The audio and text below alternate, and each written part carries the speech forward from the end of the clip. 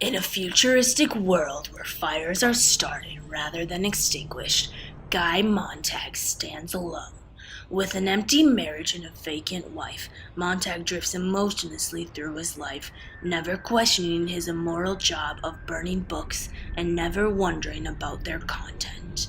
He continues to coast until he meets an inquisitive 17-year-old girl who opens his eyes and makes him question the society in which he lives.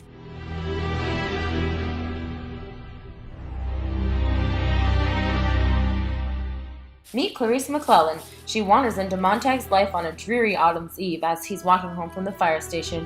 Her innocence and overwhelming curiosity, along with her love of hikes, playing with flowers, and asking questions, make her an outcast within their society. As soon as she begins to become too inquisitive, she mysteriously dies in what is said to be a car crash. Next, we have Montag's wife, Mildred, who has been brainwashed by society and has no interest in herself. Montag, or their failing marriage. After a failed suicide attempt, she falls back into her old patterns of watching TV and laying in bed, seemingly unaware of all the problems she has. Once Montag pushes a book under her nose, she becomes more distant and turns him in. Mildred is last seen driving off in a cab.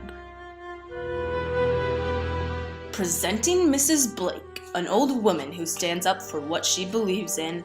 The chief fireman rushes his crew to burn her books as a report had been filed. Little do they know she is willing to die for her cause. She would rather perish than stand by and watch her books burn, which is exactly what she does.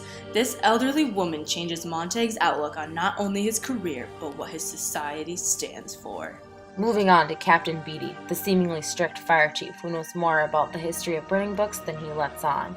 Beatty proves to be knowledgeable on literature and uses what he knows against Montag. When Montag begins to question the morality of burning books, Beatty rushes to his side and calms him down. He reassures Montag that he is doing what the people want and not merely what the government is dictating. In the aftermath of being forced into burning his own home, Montag turns on Beatty and kills him with a flamethrower. Beatty is burned to ashes. Ashes to ashes, dust to dust. Introducing Faber, a former English professor who was one of the few people that remembers a time when literature was important. With a two-way radio, Faber attempts to gain control of Montag by dictating his every thought. In a citywide goose chase for Montag, Faber diverts the authorities and barely escapes the ending catastrophe. Finally, the hobo intellectuals provide refuge for Montag as he runs from the authorities. They are a group who have devoted their lives to memorizing the greatest works of literature. In the end, amidst the chaos and destruction, the group and Montag leave in hopes of starting their own civilization.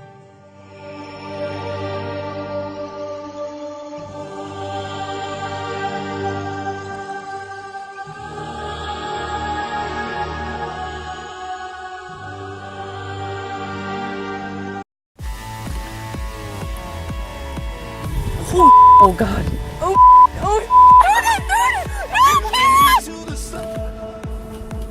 This could go in like Women's Outdoors magazine.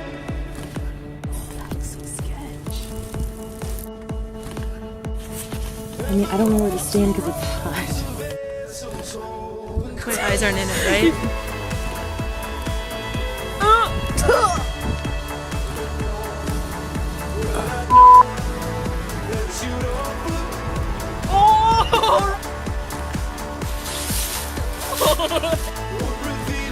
This Mother's Day, get the